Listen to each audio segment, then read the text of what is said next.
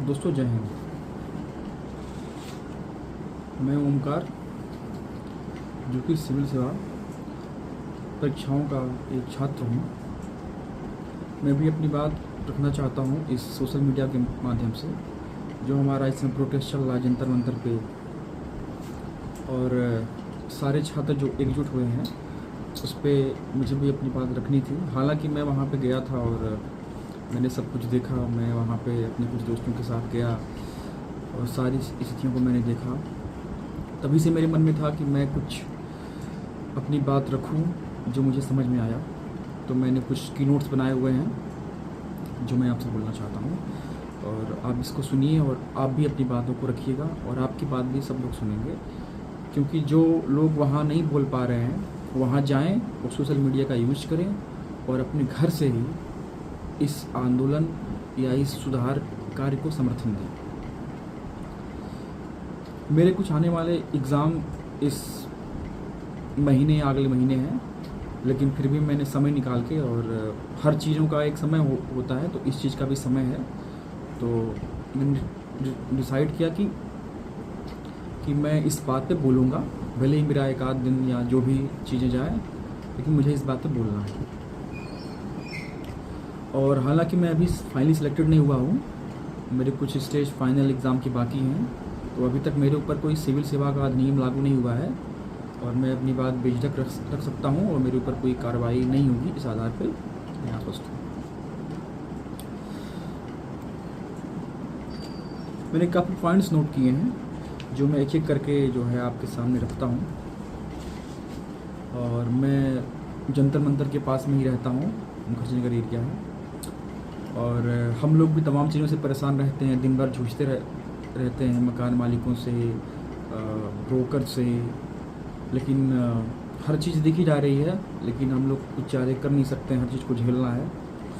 लेकिन आज समय है हर बात पे अपनी बात रखने का। तो मैं शुरू करता हूँ यहाँ से कि मैं 19-20 जुलाई की रात में जंतर मंतर गया अपने कुछ दोस्तों के साथ।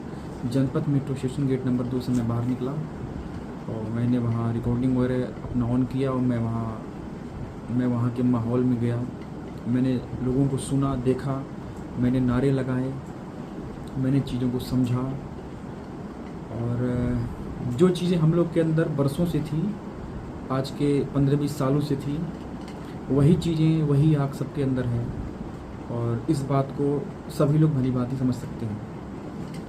मैं गया तो वहाँ पे सारा प्रोटेस्ट, सारा जो अभियान है शांतिपूर्ण ढंग से चल रहा था। हालांकि लोग बहुत ज़्यादा थे, मुझे लगता है 5 से 10 हज़ार लोग वहाँ रहे होंगे, लेकिन वहाँ पे किसी प्रकार की कोई असावधानी या किसी प्रकार का कोई हंगामा जैसा कोई दृश्य नहीं था। मैं आराम से स्टेज की तरफ गया, वहाँ वॉलंटियर मौजूद थे, रास्ता दिया गया। मैंने अभिजीत द्वीप के और उनके अन्य साथियों को भी देखा, उनके साथ, माफ़ करिएगा बीच में वीडियो में कुछ दिक्कत आ गई थी। तो मैं वहाँ स्टेज पे गया, मैंने देखा सारे लोग वहाँ जुटे हुए हैं। अभिजीत द्वीप के व अन्य साथी भी वहाँ पे थे, मौजूद थे। मैंने सबको देखा, सबको चर्चा करते हुए देखा। सारे लोग जो वहाँ मौजूद थे, सबके मुद्दे पे एक ही चिंता थी कि छात्रहित में क्या किया जाएगा, आगे की तारीख में क्या होगा। कुछ ही घंटों में संसद की तरफ मार्च शुरू होने वाला था और सब लोग मौजूद थे, मैं भी मौजूद था। मेरे साथ मेरे 2 अन्य साथी भी गए थे, दुर्गेश और दुमन। मैंने सबसे चर्चाएं की, सब लोगों ने व्लॉग बनाया, सबने वहाँ का दृश्य कैप्चर किया और सबने ये प्रतिज्ञा किया कि इस क्षण, इस पल को भूलना नहीं है, और जहाँ तक संभव हो सके इस मूवमेंट, इस आंदोलन को सफलता की तरफ ले जाना है, और हर आदमी इसमें योगदान देगा तो ही ये सफल होगा। केवल एक आध 2 लोगों के वहाँ रहने से ये आंदोलन सफल नहीं होने वाला है। जैसे छात्र वहाँ हज़ारों की संख्या में आए हैं, वैसे ही आपके अंदर आग जलनी चाहिए। तो अगले ही दिन संसद मार्च शुरू हुआ, बच्चों के ऊपर लाठियां बरसाई गईं और मेरे भी कुछ मित्र वहाँ चोटिल हुए। ठीक है, कोई बात नहीं, और अपने अधिकार के लिए इतना हम लोग करते आ रहे हैं तो थोड़ी सी और बात सही। लेकिन मैंने वहाँ कुछ चीज़ों को देखा, एनालाइज़ किया। मैं न्यूज़ देख रहा हूँ, कई मीडिया देख रहा हूँ, तो अक्सर मैं सोशल मीडिया पे ही न्यूज़ फॉलो करता हूँ, यूट्यूब जैसे चैनलों पे। जो कि मुझे लगते हैं कि निष्पक्ष हो सकते हैं। और तो मैंने देखा और मेरे मन में विचार आया कि कुछ चीज़ों को रखना चाहिए जो वहाँ पे चीज़ें गलत हो सकती हैं, आगे आंदोलन को कमज़ोर कर सकती हैं। तो जो है मैंने देखा कि वहाँ पे जब आंदोलन सफल हो गया और आंदोलन को एक अभूतपूर्व सफलता मिली और सरकार को समझ में आया कि नहीं, बच्चों की ताकत बहुत ज़्यादा है और बच्चों के साथ हर एक आदमी खड़ा है, चाहे वो नौजवान हो या एक महिला हो, चाहे एक माँ हो, चाहे एक बहन हो, चाहे एक वृद्ध व्यक्ति हो, चाहे सेना का जवान हो, चाहे वो पुलिस का ही जवान हो जो वहाँ लोगों को लाठियाँ मार रहे थे, लेकिन उनके भी अंदर कहीं न कहीं एक कसक रही होगी कि ये हम क्यों कर रहे हैं। इसका प्रभाव बहुत अच्छा पड़ा है, बहुत ही सफल ये आंदोलन रहा है। लेकिन मैंने देखा कि वहाँ पे कुछ राजनीतिक दल, जब ये आंदोलन सफल हो गया तो जो राजनीतिक दल 10-12 सालों में, जब से बीजेपी सरकार में है, वो चीज़ कर नहीं पाए, वो एक महीने में ये काम हो गया। उनको लगा कि नहीं, यहाँ बहुत अच्छा मौका है, यहाँ जाना चाहिए, ठीक है, आपका स्वागत है, आप आइए। लेकिन उन्होंने अपने निजी एजेंडों को चलाना शुरू कर दिया और जिसका मुझे दुख है। मेरा यही मानना है कि वो भी कभी न कभी सरकार में थे, क्या उनकी कार्यकाल में छात्रों या अभ्यर्थियों के ऊपर लाठियाँ नहीं चली थी? क्या उनकी कार्यकाल में सब कुछ अच्छा रहा था? और अगर आने वाले समय में हम लोग या जनता मौका उन्हें देती है तो क्या वो ऐसा सलूक नहीं करेंगे? क्या छात्रों को सड़कों पे उतरना ही पड़ेगा? इस बात का वो आश्वासन मंच पे जाने से पहले या हम छात्रों के हितों की बात करने से पहले सोचे समझे फिर हमारा समर्थन करें कि वे या उनकी पार्टियां आगे कभी भविष्य में आने वाले समय में ऐसा कदम नहीं उठाएंगी, और जो पिछले कदम उठाई हैं उसके लिए माफ़ी भी मांगेंगी क्या? तो मैं वहाँ देखा कि वहाँ के जो मेन मुद्दे थे वो था नीट के बच्चों के साथ जो घटनाएं हुई थी उसका उनको कंपनसेशन यानी मुआवजा राशि देना और शिक्षा मंत्री का इस्तीफा। ये दो मुख्य मुद्दे वहाँ पे थे, जो कि सही बात है, मैं इनका समर्थन भी करता हूँ और इनका समर्थन करता रहूँगा। लेकिन बात हमारी केवल नीट के मुद्दे और शिक्षा मंत्री के इस्तीफे तक नहीं रुक जानी चाहिए। बात जब शुरू हुई है तो ये बात आगे भी जानी चाहिए कि व्यवस्था का जो फेलियर है, जो व्यवस्था हमारी नाकाम हुई है, वो केवल नीट के बच्चों तक या शिक्षा मंत्री तक नहीं है। ये हर एग्ज़ाम, हर परीक्षार्थी के मन में जो भी चीज़ें शंकाएँ कई वर्षों से, कई दिनों से चले आ रही हैं, उन सब का भी निदान होना चाहिए यहाँ पे।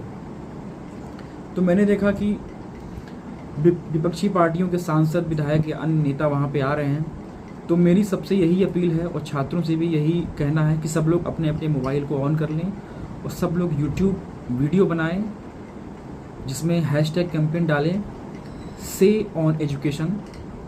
और जितने भी सांसद, जितने भी लोग वहाँ पे आ रहे हैं, जिनके पास एक अथॉरिटी है, जिनको संविधान ने ताकत दिया है, हम लोगों ने ताकत से वहाँ पहुँचाया है, वो एक साथ सारे जो अपोजिशन लीडर्स हैं, सांसद हैं, वो एक साथ जंतर मंतर पे आएँ, छात्रों के बीच 10 मिनट का संवाद करें। और इस समय संसद का सदन चल रहा, मानसून सत्र, और वहाँ से जितने भी सांसद अपोजिशन के हो सकते हैं, मुझे आइडिया नहीं संख्या क्या, वो चाहे 100 हो, 150 हो, 200 हो, वो एक साथ लाइन में संसद भवन तक मार्च करें, क्योंकि उनको तो वहाँ जाने का अधिकार है, वो तो वहाँ जा सकते हैं। हम लोग को अधिकार नहीं था, बोला गया कि आप लोग मेंबर नहीं हैं। आप लोग तो मेंबर हैं, आप लोग जंतर मंतर से लेके संसद भवन तक प्रोटेस्ट मार्च निकालिए। और इस समय संसद चल रही है और बार बार संसद ठप हो जा रही है क्योंकि कई सारे हंगामों का कारण बना हुआ है। तो मेरा ये मानना है कि ठप होने से बढ़िया है कि सारे सांसद मार्च करते हुए वहाँ जाएं और सरकार इस बात की जिम्मेदारी ले कि संसद ठप नहीं करेगी, बल्कि उस मुद्दे पे चर्चा करेगी। हर दिन 4 से 5 घंटे संसद में चर्चा करेगी, जिनमें सभी सांसदों का दायित्व है कि वो केवल पानी पी के रहें, पानी की बोतल लेके जाएं। और छात्र हित के लिए अगर उतनी ही सोचते हैं तो सारे सांसद वहाँ केवल पानी की बोतल लेके जाएं। पानी पीने से हम लोग नहीं रोकेंगे। वहाँ जाइए, चर्चा करिए और पर डे 4 से 5 घंटे चर्चा करिए जिसका लाइव टेलीकास्ट हो। और शाम को लोकसभा या राज्यसभा जो भी वहाँ का सचिवालय है वहाँ से प्रेस कॉन्फ्रेंस होनी चाहिए कि आज क्या चर्चाएं हुई और इसका निष्कर्ष क्या क्या निकला। और ये चर्चा तब तक होनी चाहिए जब तक कोई उचित समाधान निकल नहीं जाता है। उसके बाद जब सारे डिसीजन बन जाएं तो एक कमेटी बनाई जानी चाहिए जिसमें हर पार्टी के उचित सांसद हों जो ये जिम्मेदारी लें कि वो शिक्षा के प्रति छात्रों के मुद्दों को रखेंगे और वे पर डे की जानकारी जो इस समिति में हुई है उस समिति में हर दिन का एक अलग महत्व होना चाहिए। उसमें कोई छुट्टी, कोई संडे, कोई शनिवार नहीं होना चाहिए और वहाँ गंभीरतापूर्वक काम होना चाहिए। और पर डे हर दिन शाम को जो है वहाँ पे वो आके चाहे वो जंतर मंतर पे चाहे ऑनलाइन मीडिया से जो भी उनको उचित लगे वो बताएं कि आज उन्होंने क्या डिसीजन लिया है छात्र हित में और अब आगे की दिशा क्या बनी है और इसका क्या निष्कर्ष निकलेगा, ताकि छात्र भी समझ सके कि आप लोगों ने हर दिन वहाँ किया क्या है। और अंत में एक सही निष्कर्ष निकालते हुए एक विस्तृत रूप से कानून का मसौदा तैयार किया जाए और उसको तत्काल लोकसभा, राज्यसभा और राष्ट्रपति जी से पारित करवा के एक कानून बनाया जाए। और शिक्षा को हमारे जो बजट पारित होता है हर साल उसमें सबसे महत्वपूर्ण स्थान शिक्षा को मिलना चाहिए, उसके बजट को मिलना चाहिए। और उसके साथ साथ जो है मैं कहना चाहूँगा कि अंत में हमारे प्रधानमंत्री जिनके ऊपर हम सबको विश्वास बहुत दिनों से था वो हमारे गृह मंत्री जो कि सुरक्षा के लिए जिम्मेदार हैं और हमारे शिक्षा मंत्री प्रेस कॉन्फ्रेंस करके ये जिम्मेदारी लें और LOP भी आ सकते हैं या जो भी सांसद को लगता है कि उन्होंने सही ढंग से काम किया है वो आएँ और 5-6 लोग, ज़्यादा लोग नहीं, 5-6 लोग वहाँ बैठें और ये विस्तार पूर्वक ढंग से बताएं कि हम लोगों ने ये चीज़ किया है और आगे से छात्र हित में ध्यान रखते हुए जो भी नीतियाँ बनेंगी उसमें सबसे प्राइमरी जो है वो छात्र हित ही होगा। और उसके बाद छात्रों को जब भरोसा हो जाएगा तो फिर धर्मेंद्र प्रधान इस्तीफा दे सकते हैं या जैसा भी उस समय छात्र कहेंगे ऐसा होगा। और जितनी भी चीज़ें हैं पारदर्शी ढंग से होनी चाहिए और उनका जो निर्धारित कार्यक्रम है वो हर दिन का पहले से ही कार्यक्रम तय होना चाहिए जिसको रात में या सुबह जो है सोशल मीडिया पे पोस्ट करना होगा कि सरकार ने क्या निर्णय लिए हैं और आगे क्या निर्णय लेने वाली है।